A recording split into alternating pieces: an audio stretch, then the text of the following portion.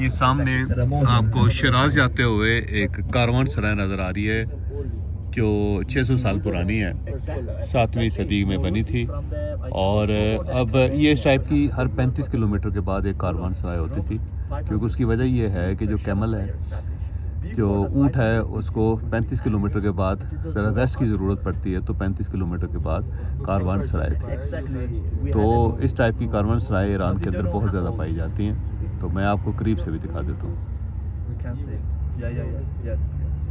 तो इसके अंदर अकोमोडेशन होती थी, किचन होता था कुछ, इसके अलावा चारा होता था जानवरों के लिए, और मंडी भी लगती थी एक।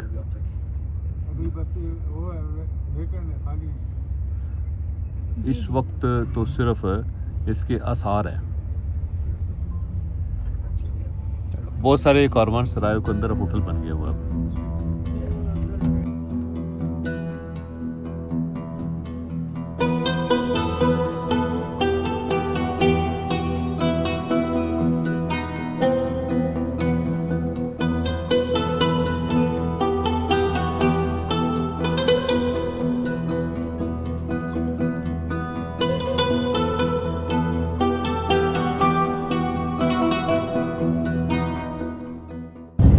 जब आप सर्दियों में इस वहान से शिराज की तरफ आते हैं तो यहाँ पे आपको बर्फ़ नज़र आती है हर तरफ। सहरा है लेकिन बर्फ़ पड़ती है बहुत इस इलाके में, और शिराज में बहुत सर्दी होती है।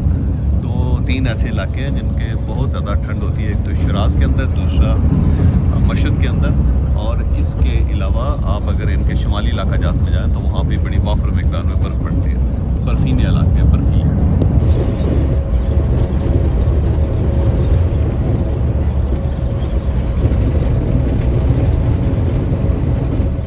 अगर इस्फहान से आप शिराज की तरफ जाएं तो बिल्कुल शिराज के करीब पहुंच के, बल्कि दरमियान में पहुंच के 2 यूनेस्को वर्ल्ड हेरिटेजेस हैं जिनको देखने के लिए पूरी दुनिया से लोग आते हैं। एक ये जो सामने आपको नज़र आ रहा है, इसका नाम है पार्स गाद, और ये एक ऐसा इलाका है जो बहुत ज़्यादा पुराना है। साइरस, अगर आपने सुना हो, साइरस द ग्रेट, जिसने पर्शिया डेवलप किया था, बनाया था, जो इनका पानी था आज से 2600 साल पहले। और ये फिर उसके बाद दारोश द ग्रेट है, एक बड़ा बादशाह था इनका, जिसने इस सल्तनत को लिबिया तक पहुंचा दिया था। एक साइड से लिबिया था, दूसरी साइड चाइना थी, फिर उस साइड से रशिया था। दरिया सिंध तक ये सरजमीन इनके पास होती थी, और ये उस वक्त का मुल्क होता था। फिर उसके बाद आखिरी दारा जो दारोश सेकंड है, जिसकी अलेक्जेंडर के साथ लड़ाई हुई थी, जंग हुई थी, और उसके बाद ये यहाँ पे कैपिटल था, उस कैपिटल को ख़त्म कर दिया गया था। तो ये एक बड़ी खूबसूरत जगह है, और गर्मियों में यहाँ पे बहुत ज़्यादा रश होता है। और जब ईरान टूरिस्ट कंट्री होता था तो यहाँ पे कोई हज़ारों की तादाद में टूरिस्ट आते थे। तो अभी हम उस साइड पे जा रहे हैं। ये दिसंबर का आखिर है, और 30 जो साइरस, जिसको हम इंग्लिश में कहते हैं, ये कारोश कहते हैं उसको, कारोश। ये क्लेम भी करते हैं कि वो जुल्कुलनैन था, क्योंकि ये दुनिया का पहला इंसान था जिसने ह्यूमन राइट्स की बुनियाद रखी थी। और एक प्रॉपर इसने एक तहरीर लिखवाई थी जिसके अंदर उसने कहा था कि सारे इंसान इक्वल हैं, कोई बड़ा नहीं कोई छोटा नहीं, और इंसानियत जो है वो सबसे अजीम चीज़ है। तो ये इसको कारोश जिसको कहते हैं, ये बेसिकली साइरस है। साइरस, दुनिया इसको साइरस कहती है, और ह्यूमन राइट्स की बुनियाद इसने दुनिया में रखी थी। तो ये सामने उसका मज़ार है, और ये क्योंकि एक बड़ी, ये कैपिटल होता था बेसिकली, 2 कैपिटल थे इसके, गर्मियों का एक सर्दियों का। तो यहाँ पे इसने गार्डन्स बनाए हुए थे, जिसकी वजह से पारसार गार्डन कहते हैं इसको, गार्ड। और जो कैपिटल था वो थोड़ा सा यहाँ से 2 घंटे दूर है, जिसको पर्सी पैलेस कहते हैं। वो पर्सी पैलेस बेसिकली ग्रीक वर्ड है। एक्रोपैलेस जो वहाँ पे एथेंस के अंदर था, और पर्सी पैलेस जो है वो यहाँ पे था।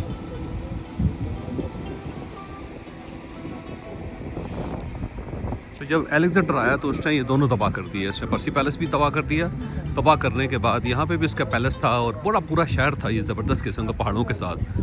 तो उसने इसको तबाह करके उसको जला दिया, ताकि मुकम्मल तौर पे राख बना दिए। और तवील अरसे तक यहाँ पे बिल्कुल राख और ख़ाक के अलावा कुछ नहीं था। तो आपने अगर पारसा गार्ड आना हो तो आपको इस्फहान से बस लेनी पड़ेगी, या फिर शिराज से भी आप आ सकते हैं। शिराज से आपको 2 घंटे 2.5 घंटे लगेंगे यहाँ पहुँचने में। ये सब पैलेसेस थे दाएं और बाएं हर तरफ इनका, और ये बड़ा खूबसूरत शहर था, पूरा पहाड़ों तक जाता था। और यहाँ पे गार्डन्स थे और फील्ड्स थे और गांव थे, बहुत छोटे छोटे टाउन्स थे, लेकिन वो ज़ाहिर सारे ख़त्म हो गए। अब अगर आप यहाँ पे आएंगे तो आपको दूर दूर तक कुछ नज़र नहीं आएगा सिवाय ये जो कारोश इनका, जिसे साइरस कहते हैं इंग्लिश में, उसके मज़ार के अलावा कुछ पिलर्स हैं जो बच गए थे। उनको तोड़ा नहीं जा सका था क्योंकि वो सारे सतून जो थे वो पत्थर के बने हुए थे, और वो हैं जो उसका पैलेस था, बड़ा पैलेस था।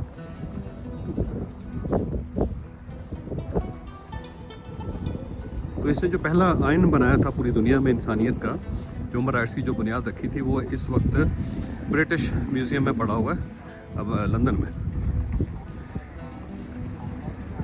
वो एक सिलेंडर टाइप है गोल, जिसके ऊपर लिखे हुए हैं सारे अहकामात के इंसान जो है उसको क्या क्या समझना चाहिए और उसके क्या क्या राइट्स हैं।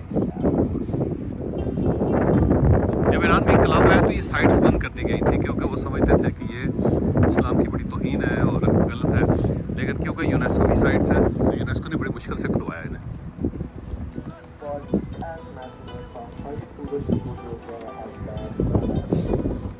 पूरा जो आपको वैली नज़र आ रही है दूर दूर तक पहाड़ों के नीचे पूरा शहर था ये, और इसके अंदर बड़े बड़े पैलेसेस थे, मार्केट्स थी, छोटे देहात थे, गार्डन्स थे,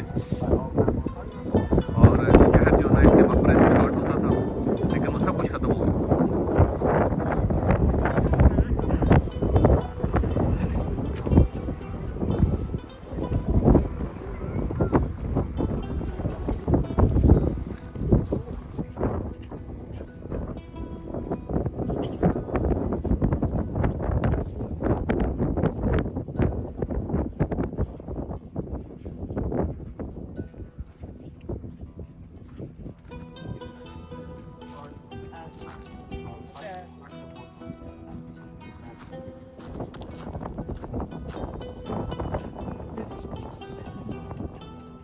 Before taking any photo, George, thank you so much.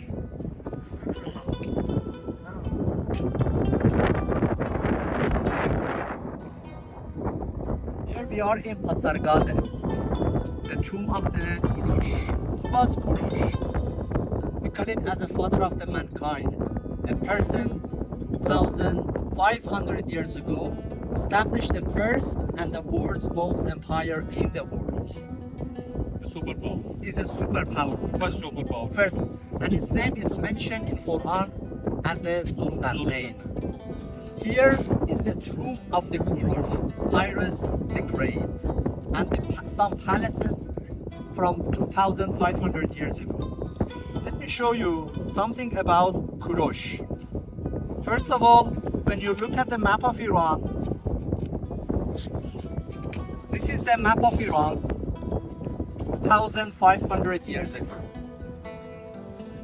2,500 years ago, 23 nations. This yellow. They were no, the yellow one exactly. Yellow. From India to Sardis. This red one is called the Royal Road. The name of the empire, it was called Achaemenid Empire. Achaemenid, they have had some capitals. You see, Sardis in Greek, one capital. Sardinia. Babylon, capital of Persia. Iraq. Susa, and Pasargade, capital of the king, and Persepolis, ceremonial capital. But now, this is the map of Iran, after around 2,500 years ago. One important thing about here, it was the royal gardens. Here, you should imagine, this is the plan. The Persian garden, 9 Persian gardens were registered as a UNESCO. This garden was one of them. It has cross-plan shape in the middle mansion served around. It has influence from here. You should imagine, the name of the Chahar Bagh is very famous in Persian architecture. In Isfahan we have. It means 1, 2, 3 and 4 gardens. Inside one garden. Exact. And in between, there is a water, and here is the mansion. On each corner of here, you should imagine how it was. Beautiful places. And some, look, let me just turn the thing, just recognize how it was. One interesting thing here they found is the ganat. From the mountain, dig in under the ground around 10 kilometers to irrigate it all around here. So, Paris is called Paris. Paris Vical, yes. This is some palaces from here. Only unfortunately remain some ruined buildings. This is here. And let me show you this one and let go. Kurosh was the first person to create human rights. First human rights. This is the cylinder of the Kurosh. Charter of human beings. Charter of human Human being. rights, It is human kept in British Museum. On his cylinder, he is mentioned equality between men and women, respecting different religion, and so on. You should imagine. I highly recommend to read the Kurosh cylinder or chapter on internet. Very important. And some of his work printed on United Nations. Just to know how important. It was 25 years ago. Yeah, 25. 2500 years ago. Let me talk about the tomb. Okay, back to the tomb. The Kurosh tomb is very simple, right? When the Alexander, we have a document, Herodotus, the Greek historian mentioned, when the Alexander Great when came here, on the way stop here. He asked his general Aristobulus, whose tomb it is? They didn't know. They went inside. There is a door behind here. They found 2 gold coffins, some metal work, and the tablets, gold tablets. He mentioned this is a tomb of Kurosh and his wife. That's why 100% we can say this is his tomb. And after 2,500 years ago, did not destroy. Because in Iran, Mongol attack, Seljuk attack, how can I say? Many natural disasters, Now American from all attacks in Iran. Even Israel attacked. Some still in Iran remain. And once a year, Iranian generation, they would like to come and on a ceremony, anniversary for him, but they're not allowed. This is the region. Which date of the year? This is in the, I think, February. Yeah, February or the March. It hasn't mentioned in our calendar. Yes, it hasn't mentioned. And around 20 minutes far from here by the car, when you go, you can see some ruined parts of his palaces. Just these pillars, just some ruins. And in a Persepolis, some are still there. If you want the group photo here, nice view, or on the corner, then Yes. they can take time and then go back. Group photo इसी में ले लो इसी में हाँ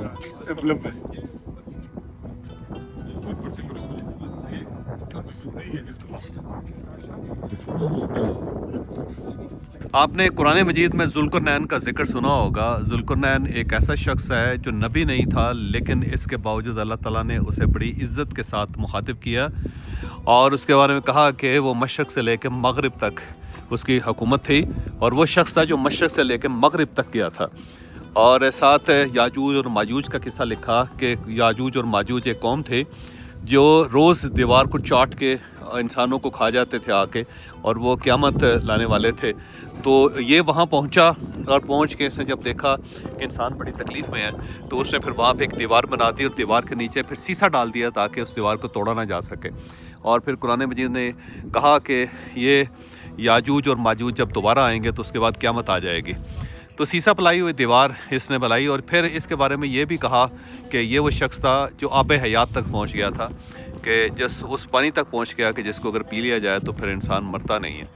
तो मशरक़ से लेकर मगरिब तक हुकूमत करने वाला आदमी जुल्करनैन जिसका जिक्र कुरान मजीद में है, वो ये है और ये उसका मिज़ार है, ये उसका उसकी आखिरी आरामगाह है। उसको फ़ारसी में कारोश कहते हैं और इंग्लिश में साइरस कहते हैं, साइरस द ग्रेट। और इसने दुनिया की सबसे बड़ी सल्तनत बनाई थी। पाकिस्तान का जो दरिया सिंध तक का इलाका था वो भी सारा इसके अंदर था, पूरा बलूचिस्तान इसके अंदर था, फिर सारा पर्शिया और फिर उसके साथ अगर आप यूरोप की तरफ जाएं तो ईस्टर्न यूरोप सारा इसका हिस्सा था, टर्किया का सारा इलाका, आर्मीनिया का सारा इलाका, इवन जो रशिया का आधे से ज़्यादा पार्ट जो था इसका था, और फिर साथ साथ चाइना का बहुत सारा इलाका भी इसके सल्तनत का हिस्सा होता था। फिर अगर आप उस तरफ जाएँ तो लिबिया, फिर पूरा इजिप्ट इसके पास था, और इसके अलावा जो ईस्ट नॉर्थ अफ्रीका है उसके भी बहुत सारे इलाके जो थे इसके पास थे। ये पहला आदमी था जिसने इंसानियत के लिए एक मंशूर बनाया था, जिसे चार्टर ऑफ ह्यूमन बींग्स कहते हैं, या फिर कहते हैं कि इंसानी हकूक़ का पहला चार्टर।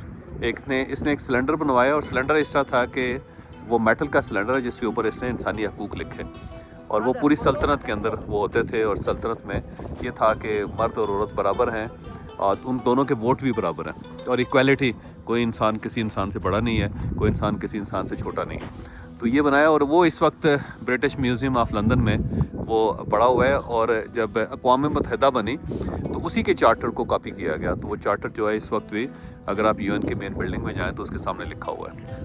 तो अल्लाह ताला ने बड़ी इसका इज़्ज़त के साथ इस इंसान का जिक्र किया। अब ये देखें, ये पूरा यहाँ पे उसका पैलेस होता था, पूरा कैपिटल था। ये मैं आपको पूरा घुमा के दिखाता हूँ। ये पूरी जो पहाड़ी इलाके हैं, ये पहाड़ है, वहाँ से इसका ये स्टार्ट होता था। यहीं से पहाड़ों के दरमियान एक सड़क थी जो पूरी सल्तनत को कनेक्ट करती थी। तो यहाँ पे दूर दूर तक गार्डन थे, पैलेसेस थे, बाज़ार थे। फिर इसको अलेक्जेंडर ने आके इस सारे इलाके को तबाह कर दिया, मुकम्मल तौर पर बर्बाद कर दिया, मस्मार कर दिया। लेकिन ये उस आदमी का कमाल था कि क्योंकि अच्छा इंसान था, और कुरान मजीद ने भी उसका जिक्र किया है, तो उसका मिज़ार जो है उसको कोई तबाह नहीं कर सका। आज तक बहुत ज़्यादा अटैक्स हुए हैं यहाँ पे, लेकिन कोई भी कौम, इसमें मंगोल भी आए, तो वो भी इसके मिज़ार को नहीं छेड़ सके।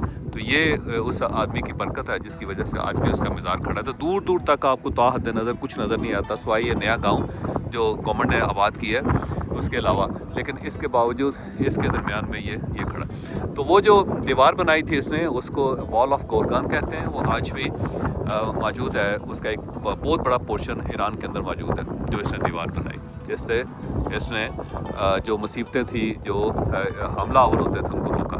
सामने वो देखिए पत्थरों की दीवार भी बनी हुई है। ये वही पत्थर हैं जिससे ये मकबरा बना। तो यहाँ पे इसके दूर पैलेसेस भी थे, बहुत सारे लोगों के जो उस दौर के अमीर लोग थे, कबीर लोग थे, उनके पैलेसेस थे, उनके पिलर्स नज़र आए। और वो पिलर्स जो थे उसी से ये सारा इलाका डिस्कवर हुआ है, क्योंकि सैटेलाइट से वो पिलर नज़र आए थे। फिर उसको जब आके एक्सक्वेट किया गया तो उसके बाद ये सारा इलाका निकला। पासरगान कहते हैं इसको, ये सारे इलाके को। तो आप ज़रूर आएँ, ज़रूर देखें। ये उसका रास्ता है इसके अंदर दाखिल होने का। इसके अंदर 3 कब्रें हैं, एक उसकी बीवी की, एक इसकी, और तीसरी कब्र के बारे में कुछ पता नहीं किसकी है। ये एक दरवाज़ा था जिसके ज़रिए अंदर जाया जा सकता है।